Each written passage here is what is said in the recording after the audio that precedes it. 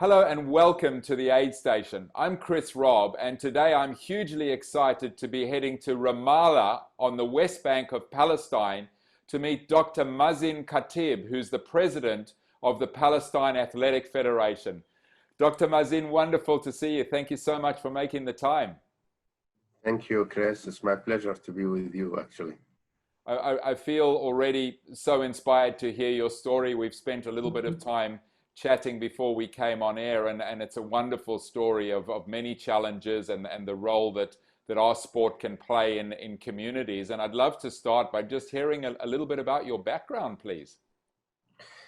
Actually, I'm Mazen Khatib, the president of Palestine Athletic Federation. I live in Ramallah, West Bank. You know our situation. We are in the Arab country. We are have many political problem like Gaza Strip and West Bank.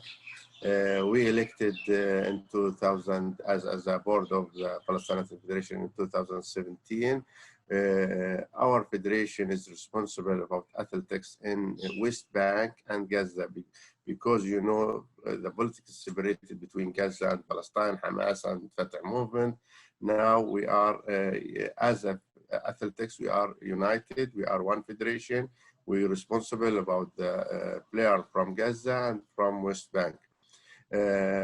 Actually, we came to manage the Palestinian athletics because we suffering from a lot of problem, like we have no infrastructure, we haven't actually the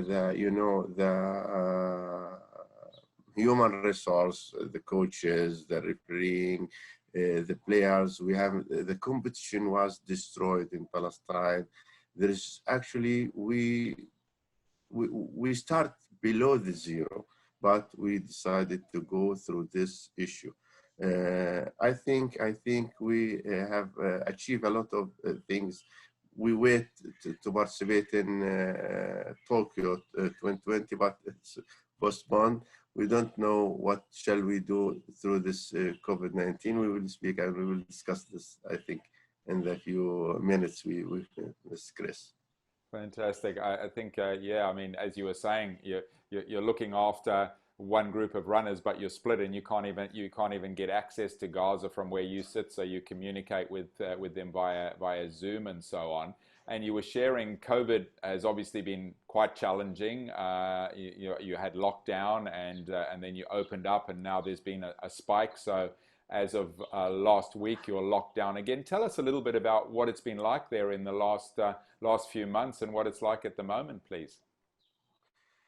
Actually, we manage we start our season to prepare for the competition, prepare for the international competition, but unfortunately, the country was locked in March. Yes, in the beginning of March, everything was locked.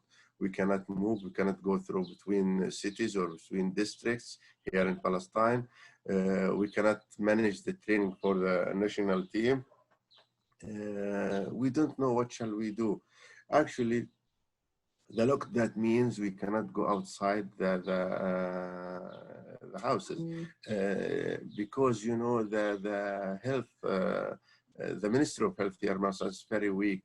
We live a complicated circumstance. I mentioned it's very difficult to go or to infect with COVID-19.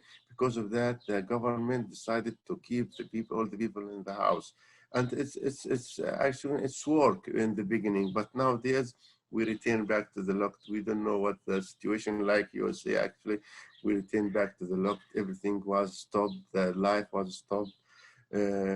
When we think about what shall we do as a federation, the athletics, we start to train by Zoom. We make by the smartphone. We tell all our players to prepare to stay at 1 hour or something, and we start to train by the coach. Will give him the instruction and see them. You do like this, but actually in the backyard or in the house, it's not allowed to go outside. Sometimes when they started to run, even in the street, the policeman told him, no, it's not allowed to run in the street or to go for more than one or two people to run, actually. Because of that, yani, we what shall we do during this situation? We stopped everything, stopped the competition. We started to do some courses. We think that we can qualify our coach. I start to make contact with the IAAF or World Athletic. My friend Ralph Mashbahani, he's the actually he's instructor for coaching, and he changed all the curriculum for the level 1 coaching course, and try to give it by Zoom, by online, and I think it's work, Chris. Wow, that's great to hear. It's amazing how innovative people can be under times of challenge. And I think, you know, talking about times of challenge, your events, you have two main running events. So you have the Christmas run I'm correct in saying that's in Jericho, is that right? And the half Yes. marathons in Bethlehem. The half marathon started with 400 runners 7 years ago. That's grown now to, I think you said, 7,000 runners. And you had the half marathon for the first time last Christmas with a small group. Had to cancel the half marathon in March because of COVID, and I guess you're probably hoping that the Christmas run will be able to go ahead, but not sure at this stage. Actually, we didn't know if it will work or not. It will be in you know, in September, no, in December, actually, not Yeah. in December. But what we didn't know if we can work this half marathon, Christmas half marathon, we called it, but we don't know. Even that, I want to speak a little bit about Bethlehem marathon, which is different for any marathon through the world. Because as I mentioned before, when we discussed about this, Bethlehem is a small city. It's, you know, holy city. We start in front of Nativity Church to run for 42 kilometers as the marathon. But unfortunately, because of you know, the occupation, we are still under the occupation. The outside city, we cannot go or run outside in the street because the Israeli refused that. Then we make a circle inside Bethlehem with hills, with go down and go hills. It's like you know, a cultural marathon more than competition marathon. But even that, all the people, the Palestinian, some people from Europe, from USA, from Asia, from Africa, they came and joined. More than 70 countries participate in this marathon. Wow. 70 countries, that's amazing. Yes, actually, yes. And you can see it's Palestine marathon in Bethlehem. We try to make it officially, we try to measure the distance, we try to use the chips for, you know, for everything like any other marathon in the world. But unfortunately, we need actually the road, the street. It's not easy to go through, you know, through the camps, because when we run, you run beside the separated wall between Israel, Jerusalem, and Bethlehem. You run through the camps, refugee camps or displacement camps from Palestinian people. They are from 67, they are in this camp, and you run through this camps through a narrow road.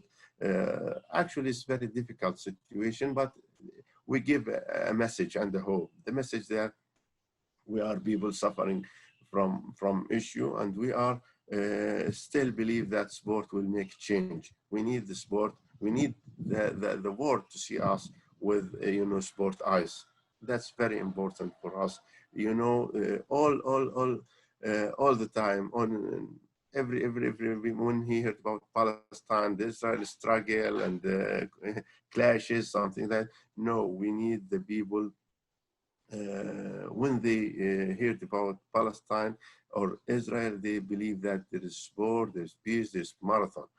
The other marathon is the other event is the Christmas half marathon.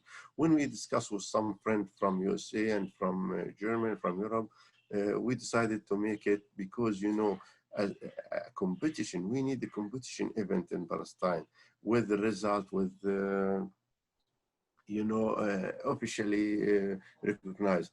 I start to make contact with Mr. Sebastian Coe, the president of World Athletics, and he actually he tell me that maybe he will be in this event, and then he will stay for Christmas in Bethlehem to stay for one night. Wow. But yes, you know, because of that, we call this half marathons Christmas half marathon, to stay to come to visit, to see the you know, the marathon, the half marathon, and then to go for one night to spend the night with in Bethlehem in Native church for the Christmas. It's amazing thing, which it's very important for us, because that we call it a Christmas half marathon. Unfortunately, at the last, it's not easy for him to come because he was very busy, but we launched this half marathon. I think it's good for beginning to have like 500 participants. All of them are Palestinian. Some of them are from, you know, ambassadors, or some of them from representative office here in Palestine from Europe country. But it's run for fun. But for our athletic, it's a competition. We measure the distance, everything. We need to have something international. I think we will start. We decided to do this event because Jericho is a flat area, and actually in December, the weather is very good. It's 400 meters below the level C, which mean that the oxygen is amazing. Yes. That's because of that we chose Jericho. I think we can do, and this event will be a very important event in in a few years, in a few coming years, actually. Sounds amazing. And you know, the other example is you started in the marathon with your 4,000 participants, and that grew to 400 participants, grew to 7,000. So yeah, all the very best with that. I always like to speak about leadership on the aid station, and clearly you've taken on this leadership role with significant challenges, some of which you've shared. You mentioned to me that you don't even have any tracks. You have 2 concrete tracks that the participants, that your track athletes get a chance to train on, which is so different to many parts of the world. What are some of the kind of leadership principles, some of the things that you're applying as the president to try and, you know, bring athletics up in Palestine? Are there any kind of leadership tips in terms of the way you're managing that team and managing the sport that you'd like to share with the people that are watching, please? Actually, when we came for federation, we came with a strategy that we need to develop the infrastructure, to develop the competition, to develop the human resources for the or the structure for the federation, to develop the the communication, the relationship with others, and we work on that very quickly. Actually, when we go to the infrastructure, we see that we didn't have any track in Palestine, even concrete track. We start with one in Gaza Strip. The UNDP support us to do it 5 tracks, 5 lines with concrete, and we agree about that, because before that we run on the sand. It's very difficult to run. In Ramallah, we do another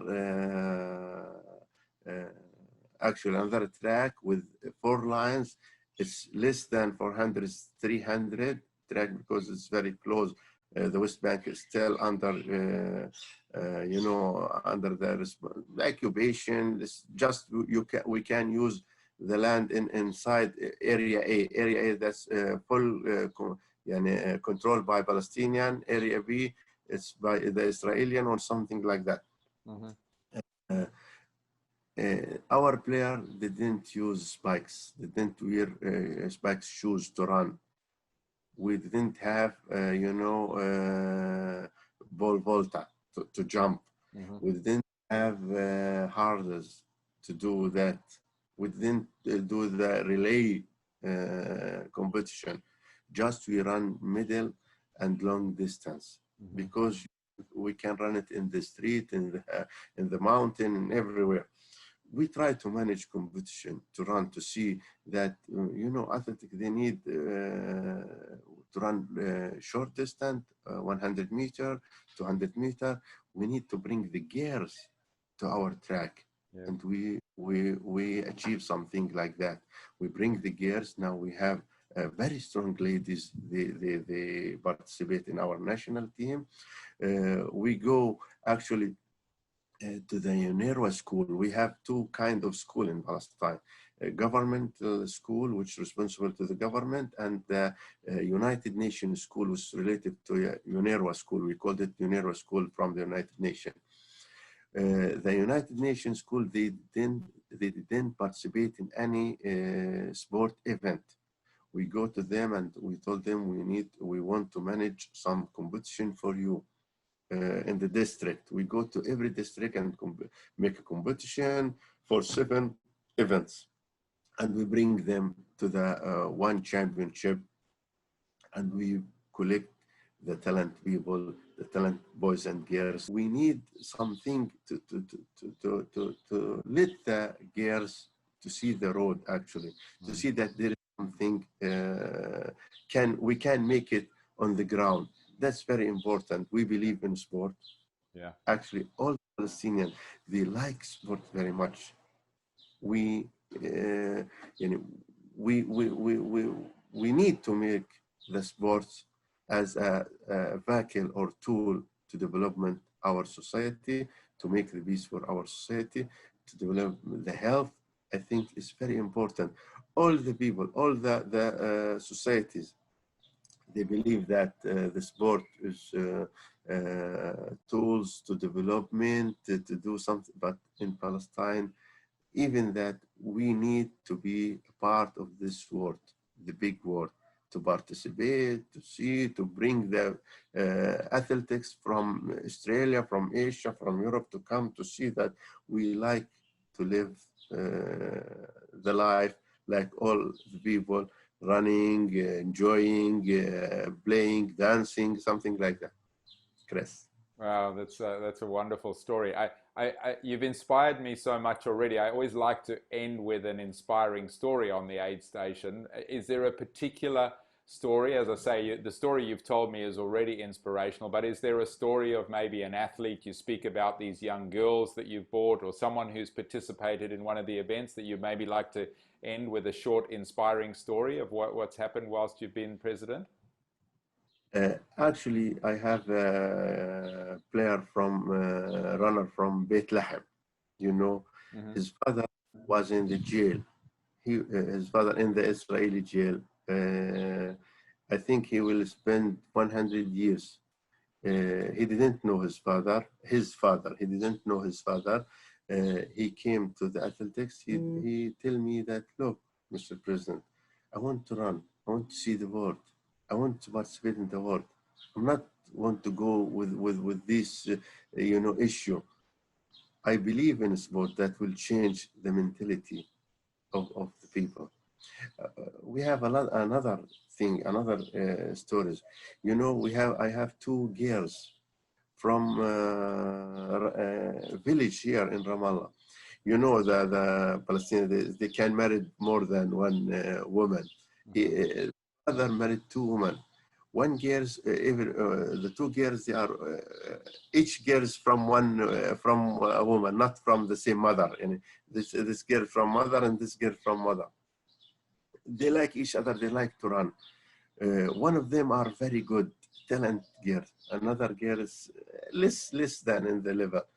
But she told me, please keep my sister with me because when she came to train with me, I can came, but I cannot came alone because it's a long distance to come to run to participate in the, and we let her to come. Even that when they're suffering from social issue, but they see that the sports will inspire them, and the sport, the run to participate in the event, they can change even the mentality of the village. You know, the villager, it's very difficult. You know, it's Palestine, it's not Australia, it's not any other of the world. It's an Arab mentality, but we are changed. We believe that we are changed, but we still suffering from issue like that. You know, another girl, she make an heart surgery. She's a runner. And when she came back, she told me, I want to run. I want to participate in training. I asked the doctors and they got, yes, she can make it. Even that she make this surgery and return back to the track. I think it's amazing. And she participated in Asia competition in Doha last year. Yes, yes. You see some player, actually, I want to speak about the player from Gaza, which is very important. The first time when we came in 2017, we speak with the government that we want to make a cross country or a street run in Gaza. They told us you can run by just men's, boys, not girls. We're going, okay, we can make it in the track, but we will participate our girls. And it's okay in the track, but young girls, it's okay. We told them it's okay, we will run. We try to manage this event, the girls, and they see what the girls was achieving. The last year, the World Athletic asked me to hold the Global Run Day. I told them I want to hold it in Gaza, not in Ramallah. I make it in 2018 in Ramallah, but I want to hold it in Gaza. He told me, you can do it? I told him, yes, I can do it. Then I asked the Gaza and my federation in Gaza to manage this. The last Global Run Day, the girls in Gaza run in the street beside the boys, which means that the government in Gaza, Hamas government, changed the mentality about to see the girls run in the street for the first time. I think this is the power of the sport. Wow, that's a wonderful, that's such a great story and so powerful to end. I mean, it just is, you know, the power of sport, the power to change cultures, to change lives. Thank you so much, Dr. Mazen. It's been wonderful speaking, and I wish you all the very best with the continued amazing work that you're doing and the impact that you're making on community. And hopefully one day we'll get to meet somewhere, whether it might be in Palestine or at a conference somewhere. But it's just a wonderful story. I find it incredibly inspiring. I think we could continue to speak for way longer, but unfortunately the time for the show, we need to wrap it up. But yeah, really, thank you so much for your time. It's been wonderful. You are welcome. Thank you very much. I'm very happy to speak with you. I'm very happy to give my story to all over the world. I need your support, actually, even with this interviews. Thank you very much. And I invite you to come to see the situation in Palestine. I invite everyone who wants to come to see the situation to participate. We can manage the accommodation for all you in our house. You are welcome. Thank you very much from Palestine.